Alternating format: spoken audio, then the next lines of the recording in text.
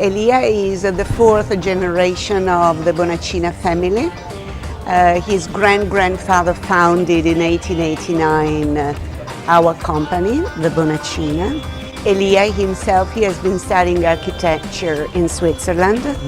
So he joined the company 8 years ago after having completed his studies. We have always been importing the raw material from this area, and we have been interpreting it with the view of design, which is the style of the European design. And in the past, his grandfather, in the 50s, he has been working with the very well-known architects and designers that today are in several museums with icons made of rattan. So very important and heavy names of the design world. Important, let's say it was not only manufacturing furniture, but bending, curving rattan canes and weaving rattan core through the eyes of very iconic designers. Iconic. That's why the pieces have remained in history. So they're not only comfortable seat, but they are pieces which have been designed according to a view, according to an idea of making them becoming icons of the international design. Maybe you can say it's a piece of art. They are definitely pieces of art, and in fact, most of them are very well renewed and known in different museums, such as the MoMA in New York, or Vitra di Weil, or the Triennale Design Museum in Milan.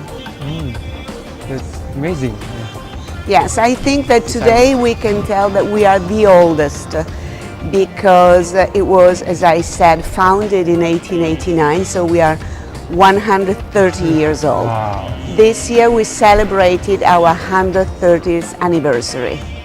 130th anniversary. Yes. When was it? Yes.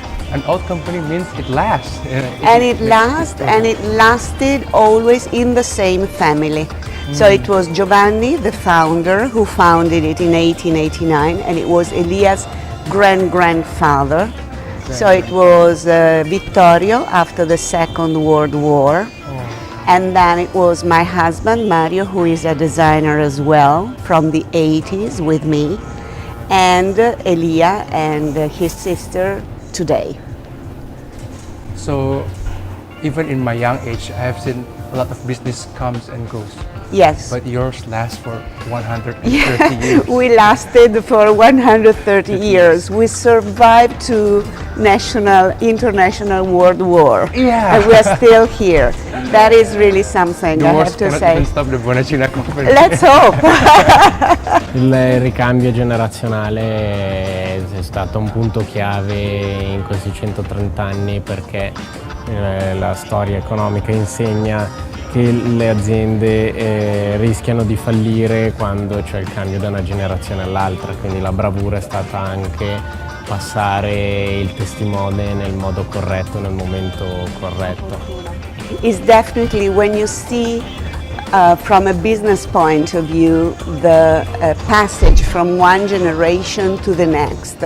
Usually there is a generational gap, and it becomes a crisis, it becomes a difficult moment. But I think that the Bonacinas have been wise enough to do it smoothly. So it was always from father to son. So it was like growing, breathing this atmosphere of beauty, creativity, how to run your business.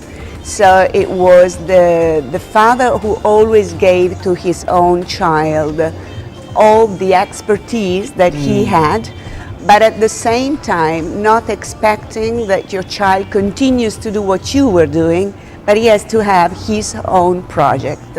So help him smoothly to understand what is the tradition, what is the work that it has been done, where is the treasure, but now it's in your hands. So you take it in your hands and you make your own project according to the moment you are living.